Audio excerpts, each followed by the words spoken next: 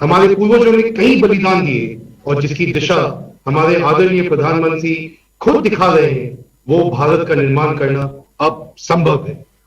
Like generations of Indians before us, we have all seen a dream for our beloved nation.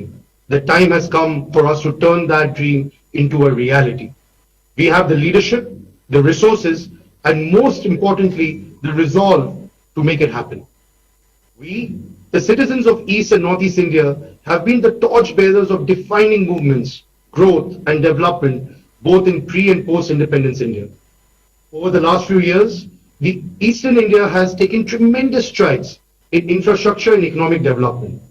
The upswing, which is temporarily paused due to COVID-19 pandemic and relief efforts of the Amphan supercyclone, has not lost its momentum.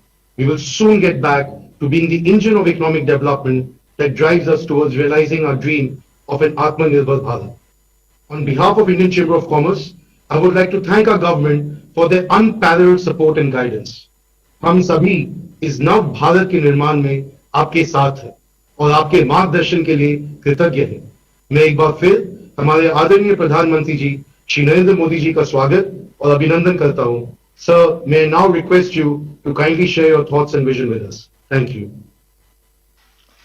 নমস্কার।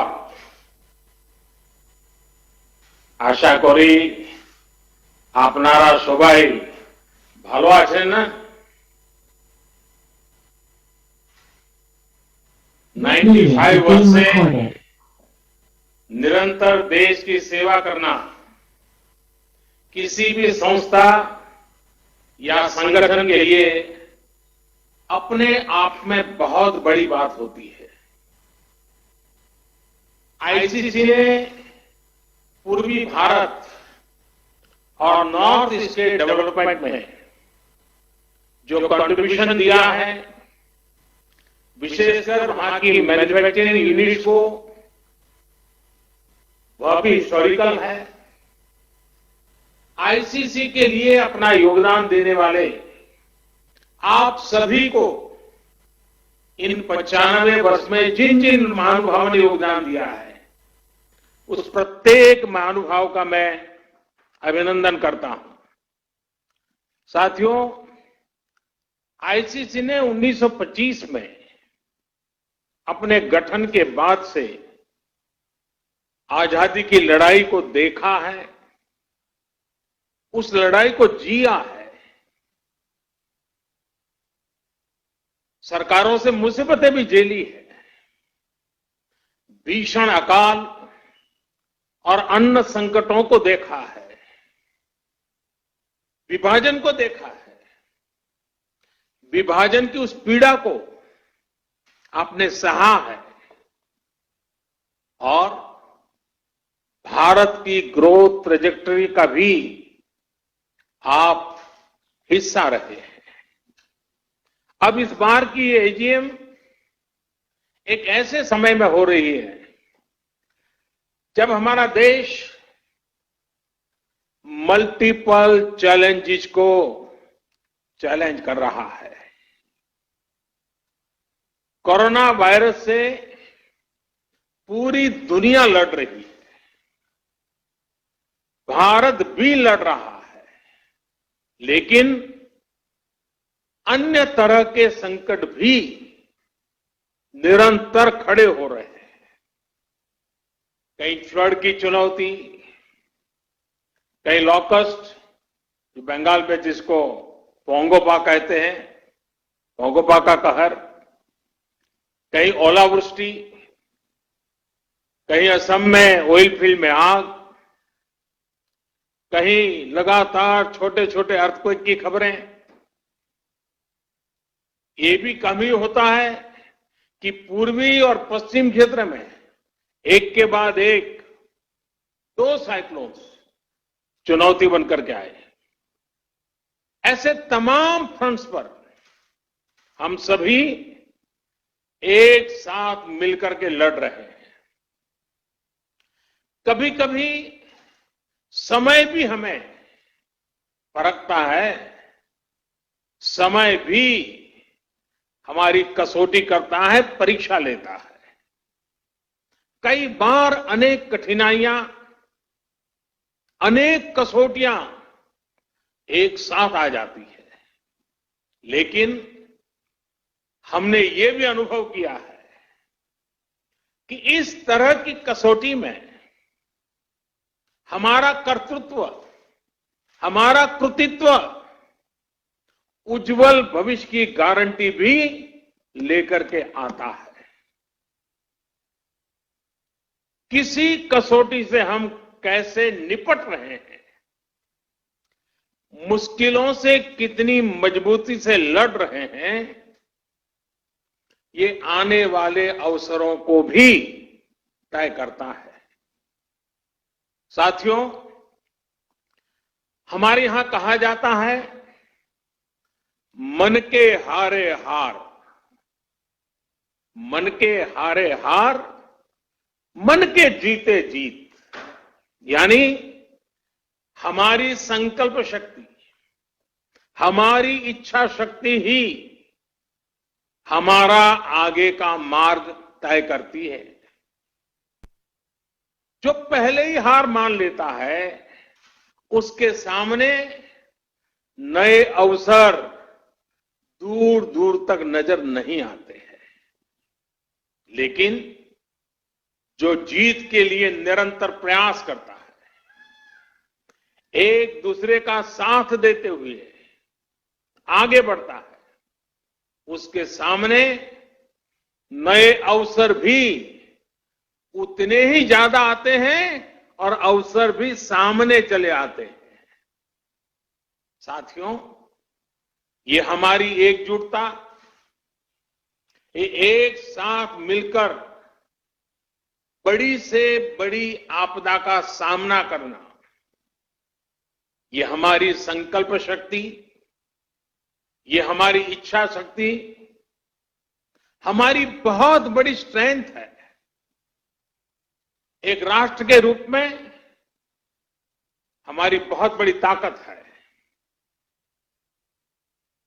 मुसीबत की दवाई, मुसीबत की एक ही दवाई है, मुसीबत की दवाई मजबूती है। मुश्किल समय ने हर बार भारत के डिटर्मिनेशन को अधिक स्ट्रेंथन किया है। एक नेशन के रूप में देशवासियों के रिजॉल्व को ऊर्जा दी है, संकल्प को शक्ति दी है। यही भावनाएं आज आईसीसी के आपके मेंबर के चेहरे पर भी और देशवासियों के चेहरे पर भी मैं देख सकता हूं, मैं पढ़ सकता हूं।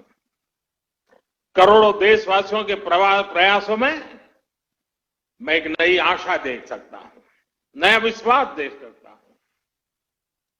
कोरोना का संकट पूरी दुनिया में बना हुआ है, पूरी दुनिया इससे लड़ रही है। कोरोना वॉरियर्स के साथ हमारा देश इस लड़ाई में जरा भी पीछे नहीं है। लेकिन इन सब के बीच हर देशवासी अब इस संकल्प से भी भरा हुआ है कि इस आपदा को अवसर में परिवर्तित करना है। इससे हमें देश का बहुत बड़ा टर्निंग पॉइंट भी बना रहा है। ये टर्निंग पॉइंट क्या है? आत्मनिर्भर भारत, सेल्फ रिलायंट इंडिया। आत्मनिर्भरता का, सेल्फ रिलायंस का ये भाव बरसों से हर भारतीय ने एक एस्पिरेशन की तरह जिया है। लेकिन फिर भी एक बड़ा काश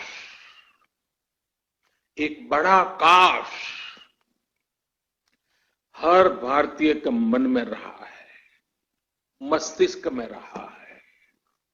ये काश क्या है? काश हम मेडिकल इक्विपमेंट के क्षेत्र में आत्मनिर्भर होते। काश हम डिफेंस मैन्युफैक्चरिंग में आत्मनिर्भर होते। काश हम कोल और मिनरल्स के सेक्टर में आत्मनिर्भर होते। काश हम एडिबल ऑयल में, फर्टिलाइजर्स के क्षेत्र में आत्मनिर्भर होते। काश हम इलेक्ट्रॉनिक मैन्युफैक्चरिंग में आत्मनिर्भर होते। काश हम सोलर पैनल्स, बैटरीज और चिप मैन्युफैक्चरिंग में आत्मनिर्भर होते। काश हम एविएशन सेक्टर में भी आत्मनिर्भर होते। ऐसे कितने सारे काश, अनगिनत काश हमेशा से हर भारतीय को झकझोरते रहे हैं। साथियों, एक बहुत बड़ी वजह रही है कि बीते 5-6 वर्षों में देश की नीति और रीति में भारत की आत्मनिर्भरता का लक्ष्य सर्वोपरि रहा है। अब कोरोना क्राइसिस ने हमें इसकी गति और तेज करने का सबक दिया है। इसी सबक से निकला है आत्मनिर्भर भारत अभियान। साथियों, हम देखते हैं परिवार में भी संतान, बेटा हो या बेटी, 18-20 साल का हो जाता है तो मां बाप उसे सबसे पहले कहते हैं कि अपने पैरों पर खड़े रहना सीखो। हर परिवार में सुना होगा, आप जो मुझे सुन रहे सबने सुना होगा कि 18-20 साल की उम्र में उनके मां बाप ने उनको कहा होगा कि बेटे, बेटी, अब अपने पैरों पर खड़े रहना सीखो। एक तरह से आत्मनिर्भर भारत का पहला पाठ परिवार से ही शुरू होता है। भारत को भी अपने पैरों पर ही खड़े होना होगा। साथियों, आत्मनिर्भर भारत अभियान का सीधा सा मतलब है कि भारत दूसरे देशों पर अपनी निर्भरता कम से कम करे। हर वो चीज जिसे इंपोर्ट करने के लिए देश मजबूर है, वो भारत में ही कैसे बने। भविष्य में उन्हीं प्रोडक्ट्स का भारत एक्सपोर्टर कैसे बने, इस दिशा में हमें और तेजी से काम करना है।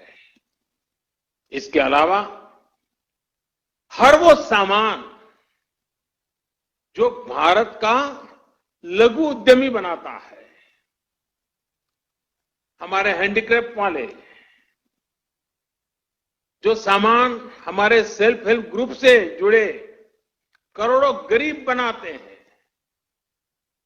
जो दशकों से हमारे यहां बनता आ रहा है, गलियों मोहल्लों में बिकता रहा है, उसे छोड़कर विदेश से वही सामान मंगाने की प्रवृत्ति, इस पर भी हमने आत्मसंयम बरतना है, हमें नियंत्रण करना है।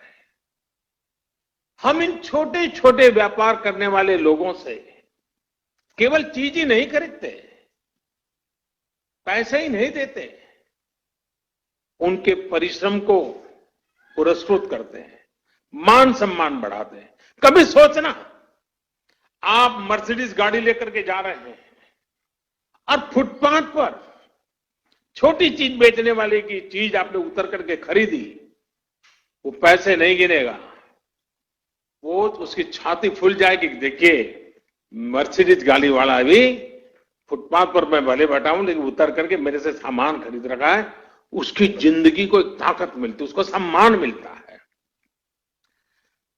हमें इस बात का अंदाजा भी नहीं होता कि इससे उनके दिल पर कितना प्रभाव पड़ता है, वो कितना गर्व महसूस करता है। इसलिए अब अपने लोकल के लिए वोकल होने का समय है। हर गांव, हर कस्बे, हर जिले, हर प्रदेश, पूरे देश को आत्मनिर्भर करने का समय है। साथियों, सालों पहले, दशकों पहले स्वामी विवेकानंद जी ने एक पत्र लिखा था। उस पत्र में उन्होंने लिखा था, the simplest method to be work upon at present is to induce Indians to use their own produce and get market for Indian artware in other countries. Swami Vivekananda ji का बताया ये मार्ग पोस्ट कोविड वर्ल्ड में भारत की प्रेरणा है। अब देश प्रण कर चुका है और देश कदम भी उठा रहा है। आत्मनिर्भर भारत अभियान के तहत जिन बड़े रिफॉर्म्स की घोषणा की गई है, उनको तेजी से जमीन पर उतारा जा रहा है। एमएसएमईज की डेफिनेशन सालों से लटकी हुई बात, उसका दायरा बढ़ाना हो या एमएसएमईज के सपोर्ट के लिए हजारों करोड़ के स्पेशल फंड्स की व्यवस्था हो, ये सब आज सच्चाई बन रहे हैं। आईबीसी से जुड़ा फैसला हो, छोटी छोटी गलतियों को डिक्रिमिनलाइज करने का फैसला हो, इन्वेस्टमेंट की फास्ट ट्रैकिंग के लिए प्रोजेक्ट डेवलपमेंट सेल्स का गठन हो, ऐसे अनेक कार्य पहले ही हो चुके हैं। अब तमाम सेक्टर्स, खासकर कोल और माइनिंग के सेक्टर को अधिक कॉम्पिटिटिव बनाने के लिए जो रिफॉर्म्स अनाउंस हुए हैं, उसका भरपूर फायदा उठाने के लिए उद्योग जगत आगे आए। मेरे युवा साथी, आप आगे आए। साथियों, किसानों और रूरल इकोनॉमी के लिए जो निर्णय हाल में हुए हैं, उन्होंने एग्रीकल्चर इकोनॉमी को बरसों की गुलामी से मुक्त कर दिया है। सच्ची आजादी किसानों को मिली है। अब भारत के किसानों को अपने प्रोडक्ट, अपनी उपज देश में कहीं पर भी बेचने की आजादी मिल गई है। APMC act, essential commodities act, उसमें जो संशोधन किए गए हैं, किसानों और इंडस्ट्री के बीच पार्टनरशिप का जो रास्ता खोला गया है, उससे किसान और रूरल इकोनॉमी का कायाकल्प होना तय है। इन फैसलों ने किसान को एक प्रोड्यूसर के रूप में और उसकी उपज को एक प्रोडक्ट के रूप में पहचान दी है। साथियों, चाहे किसानों के बैंक खातों में सीधे पैसे ट्रांसफर करना हो, चाहे एमएसपी का फैसला हो, उनकी पेंशन की योजना हो, हमारा प्रयास किसानों को सशक्त करने का है। अब किसानों को एक बड़ी मार्केट फोर्स के तौर पर विकसित होने में सहायता की जा रही है। साथियों, लोकल प्रोडक्ट्स के लिए जिस क्लस्टर बेस्ड अप्रोच को भारत में बढ़ावा दिया जा रहा है, उसमें भी सभी के लिए अवसर भी मौजूद है। जिन जिलों, जिन ब्लॉक्स में जो पैदा होता है, वहीं आसपास इनसे जुड़े क्लस्टर विकसित किए जाएंगे। जैसे पश्चिम बंगाल में जूट किसानों के लिए पास में ही जूट आधारित उद्योगों को और मजबूती दी जाएगी। फॉरेस्ट प्रोड्यूस की अपार संपदा जुटाने वाले आदिवासी साथियों को उनके क्षेत्र में ही आधुनिक प्रोसेसिंग यूनिट्स उपलब्ध कराई जाएगी। इसके साथ ही बांबू और ऑर्गेनिक प्रोडक्ट्स के लिए भी क्लस्टर्स बनेंगे। सिक्किम की तरह पूरा नॉर्थ ईस्ट ऑर्गेनिक खेती के लिए बहुत बड़ा हब बन सकता है, ऑर्गेनिक कैपिटल बन सकता है। आईसीसी के साथ जुड़े आप सभी व्यापारी अगर ठान ले तो नॉर्थ ईस्ट में ऑर्गेनिक फार्मिंग बहुत बड़ा आंदोलन बन सकता है। आप उसकी ग्लोबल पहचान बना सकते हैं। आप अगर चाहें तो ऑर्गेनिक प्रोडक्ट को लेकर के ग्लोबल मार्केट पर छा सकते हैं। साथियों, आप सभी नॉर्थ ईस्ट पूर्वी भारत में इतने दशकों से काम कर रहे हैं। सरकार ने जो तमाम कदम उठाए हैं, इनका बहुत बड़ा लाभ ईस्ट और नॉर्थ ईस्ट के लोगों को होगा। मैं समझता हूं कि कोलकाता भी खुद फिर से एक बहुत बड़ा लीडर बन सकता है। अपने पुराने गौरव से प्रेरणा लेते हुए भविष्य में कोलकाता पूरे क्षेत्र के विकास का नेतृत्व कर सकता है। आपसे बेहतर और कौन जानता है कि जब श्रमिक पूर्व के, संपत्ति पूर्व की, संसाधन पूर्व के, तो इस क्षेत्र का विकास कितनी तेज गति से हो सकता है। साथियों, 5 साल बाद यानी वर्ष 2025 में आपकी संस्था अपने 100 वर्ष पूरे करने जा रही है। वहीं वर्ष 2022 में देश की आजादी के 75 वर्ष पूरे होने जा रहे हैं। ये आपकी संस्था के लिए, आपके प्रत्येक सदस्य के लिए, आपकी कोई भी औद्योगिक इकाई हो या व्यापारिक इकाई हो, बेहतरीन समय है एक बड़ा संकल्प लेने का। मेरा आपसे आग्रह है कि आत्मनिर्भर भारत अभियान को चरितार्थ करने के लिए आईसीसी भी अपने स्तर पर 50-100 नए लक्ष्य तय करेंगे। ये लक्ष्य संस्था के भी हो, इससे जुड़े हर उद्योग और व्यापारिक इकाई के भी हो और हर व्यक्ति के भी हो। आप जितना अपने लक्ष्य की ओर आगे बढ़ेंगे, उतना ही ये अभियान पूर्वी भारत में, नॉर्थ ईस्ट में आगे बढ़ेगा, जो देश को भी आगे ले जाएगा। साथियों, मैन्युफैक्चरिंग में बंगाल की ऐतिहासिक श्रेष्ठता को हमें पुनर्जीवित करना रहेगा। हम हमेशा सुनते आए हैं, what Bengal thinks today, India thinks tomorrow. हमें इससे प्रेरणा लेते हुए हम सबको मिलकर के आगे बढ़ना होगा।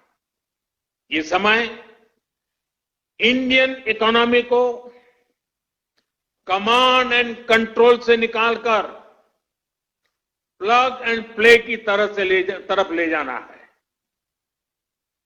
ये समय कंजर्वेटिव अप्रोच का नहीं है, बल्कि आगे बढ़कर बोल्ड डिसीजंस का है, बोल्ड इन्वेस्टमेंट्स का है।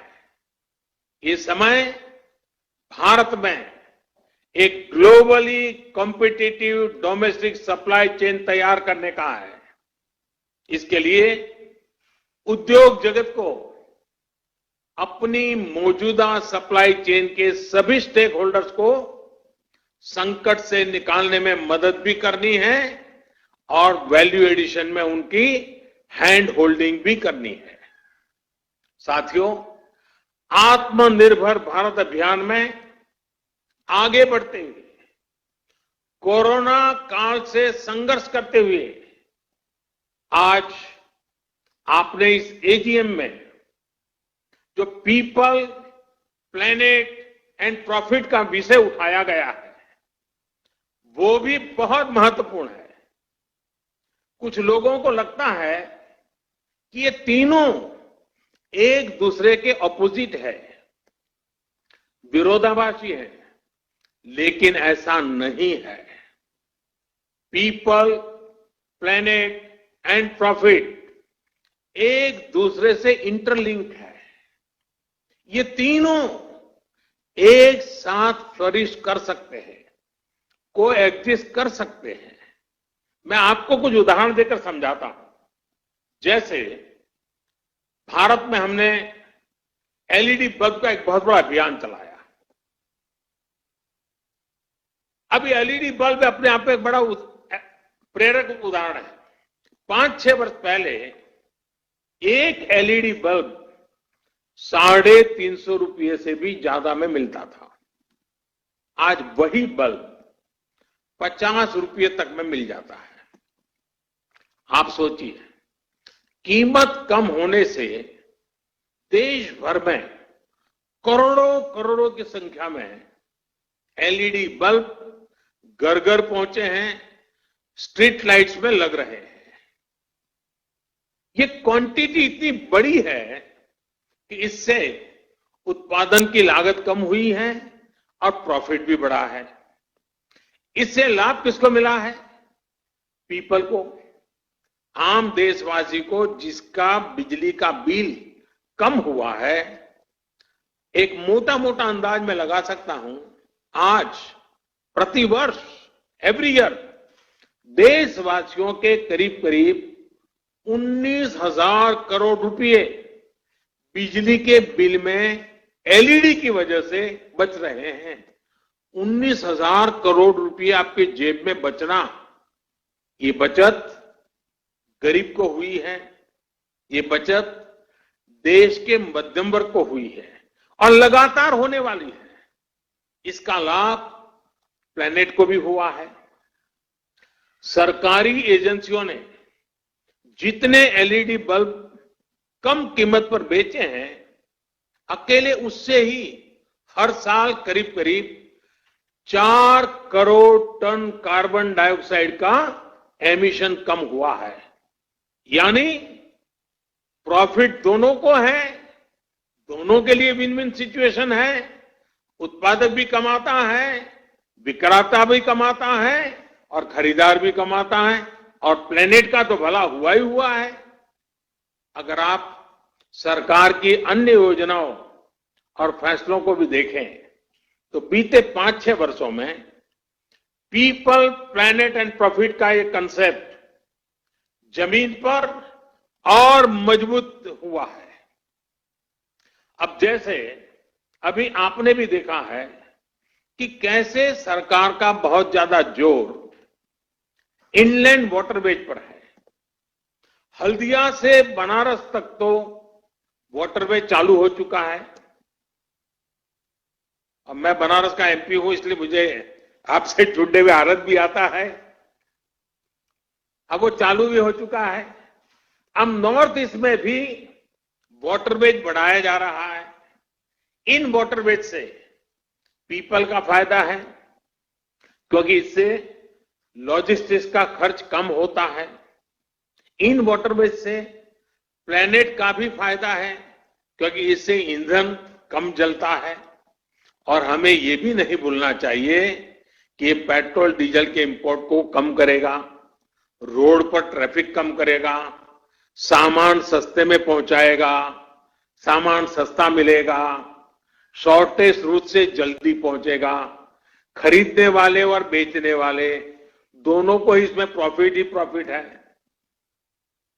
यानी पीपल भी है, प्लेनेट भी है, प्रॉफिट भी है।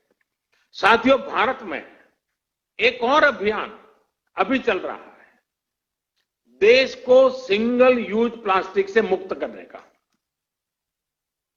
इसमें पीपल, प्लेनेट और प्रॉफिट तीनों ही विषय एड्रेस होते हैं। विशेषकर पश्चिम बंगाल के लिए तो ये बहुत ही फायदेमंद है। इससे आपके यहां जूट का कारोबार बढ़ने की संभावना अनेक गुना बढ़ जाती है। और मैं तो आपसे पूछूंगा, क्या आप लोगों ने इसका फायदा उठाया कि नहीं उठाया? क्या अब पैकेजिंग मटेरियल, नई नई वैरायटीज, नए नए थैलिए, नए नए पर्स प्लास्टिक की जगह पर जूट से बनाना शुरू किया कि नहीं किया? एक तरह से मैं कहूंगा ये एक निर्णय, सिंगल यूज प्लास्टिक से मुक्ति का एक निर्णय, आप आईसीसी के मेंबर जो उस इलाके में ज्यादा काम करते हैं, आपकी तो पांचों उंगलियां घी में है और आपको तो इस मौके का और फायदा उठाना चाहिए। और अगर ये मौका छोड़ देंगे तो फिर कौन मदद करेगा? सोचिए, जब पश्चिम बंगाल में बना जूट का बैग हर किसी के हाथ में होगा तो बंगाल के लोगों को कितना बड़ा प्रॉफिट होगा। साथियों, पीपल सेंट्रिक, पीपल ड्रिवन और प्लैनेट फ्रेंडली डेवलपमेंट की अप्रोच अब देश में गवर्नेंस का हिस्सा बन गई है। जो हमारे टेक्नोलॉजिकल इंटरवेंशंस है वो भी पीपल, प्लैनेट और प्रॉफिट के विचार के अनुकूल ही है। यूपीआई के माध्यम से हमारी बैंकिंग टचलेस, कॉन्टैक्टलेस, कैशलेस और 24/7 365 डे संभव हो पाई है। भीम ऐप से ट्रांजैक्शन के अब नए नए रिकॉर्ड बन रहे हैं। रुपे कार्ड अब गरीब, किसान, मध्यम वर्ग, देश के हर वर्ग का पसंदीदा कार्ड बनता जा रहा है। जब हम आत्मनिर्भर भारत की बात करते हैं तो क्यों न गर्व के साथ रुपे कार्ड का इस्तेमाल करें। साथियों, अब देश में बैंकिंग सर्विस का दायरा उन लोगों तक भी पहुंच पाया है जिनको लंबे समय तक हैव नॉट्स की श्रेणी में रखा गया था। डीबीटी, जैम, JAM यानी जनधन, आधार, मोबाइल के माध्यम से बिना लीकेज करोड़ों बेनिफिशरीज तक, करोड़ों लाभार्थी तक जरूरी सहायता पहुंचाना संभव हुआ है।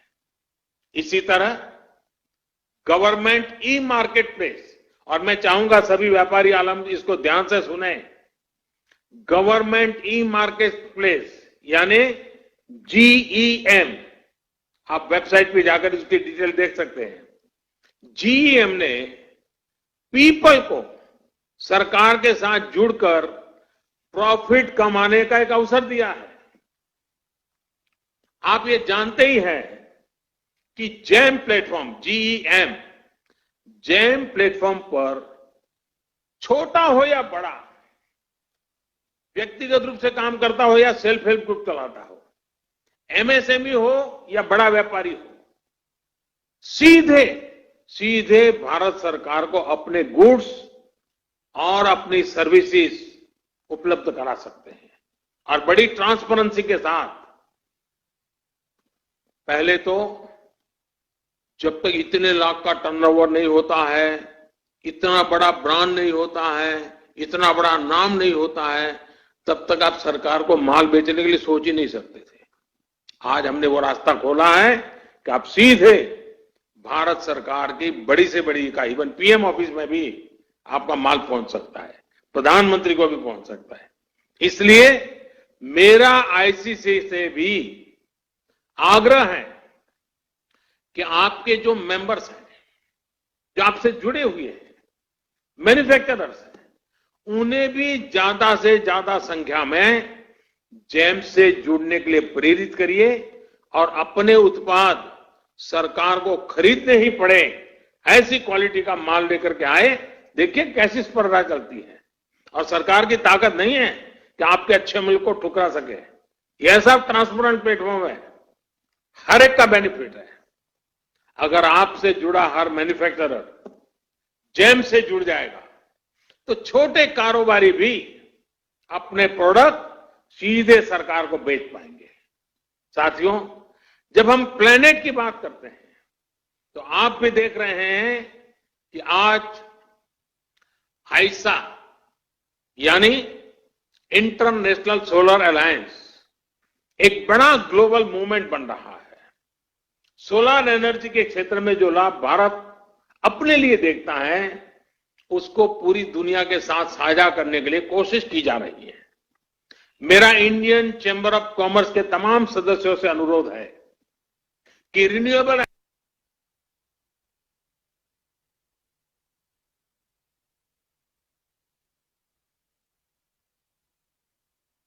So that was Prime Minister addressing the और 95th इन्वेस्टमेंट को session विस्तार of the दें। ICC.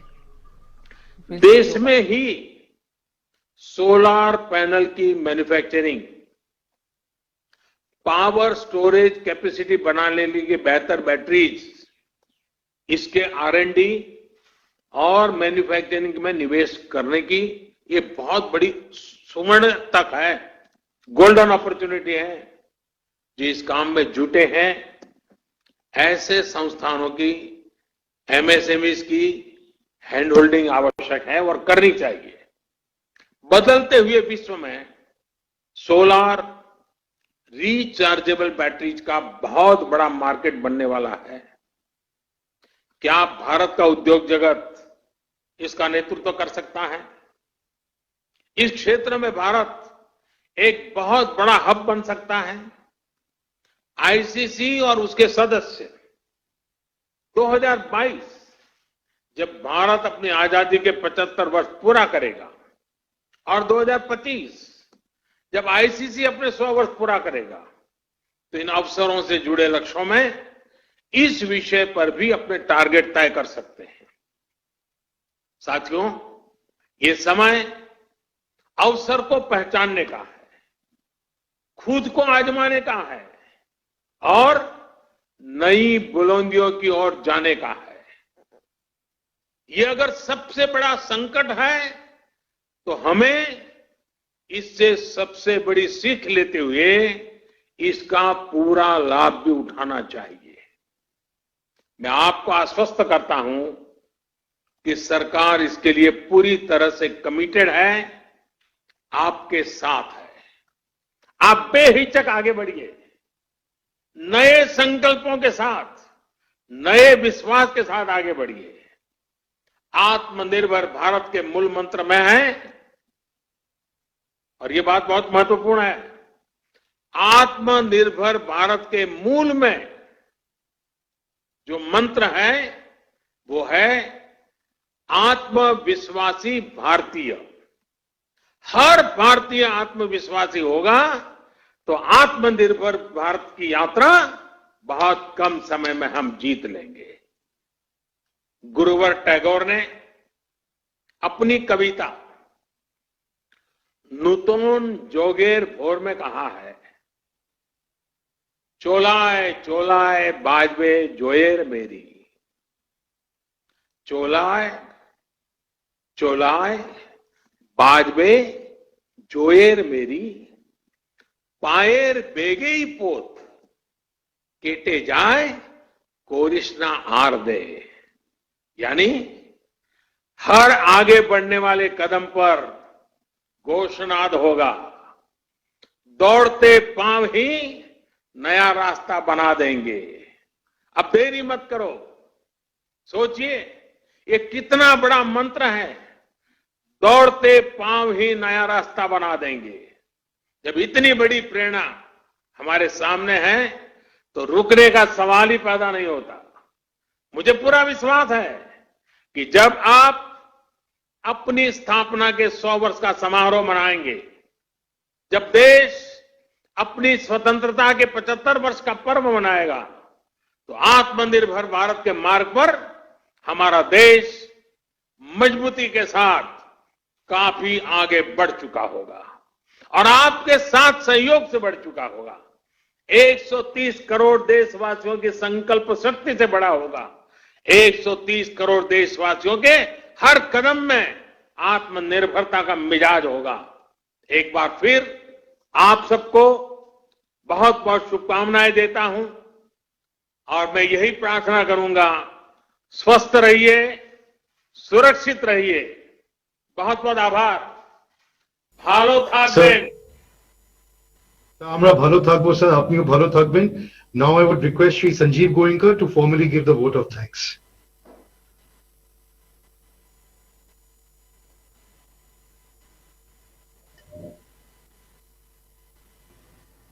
Decisive, confident और visionary leadership देखी है। एवरेज इंडियन को जीने की कन्वीनियंस में बहुत वृद्धि हुई है। एक नई दिशा मिली है, एक नया संकल्प मिला है, एक नया मार्ग मिला है और विश्व भर में आज भारतीय सिर ऊंचा करके रह सकता है, जी सकता है, घूम सकता है, व्यवसाय कर सकता है। ये प्रेरणा आपने और आपकी सरकार ने दी है। आपने एक विश्वास दिया है कि हम कर सकते हैं। We can do it. And sir, today I tell you that we will do it. Indian industry will rise to the challenge. And industry in Eastern India will definitely rise to the challenge. We are grateful to you, sir, for your time, for your guidance, for the vision, and for the honor that you do the Indian Chamber of Commerce and the industry in Eastern India by your address and your participation. We are truly, truly honored, and we promise you we will fulfill our responsibility to the fullest. Namaskar.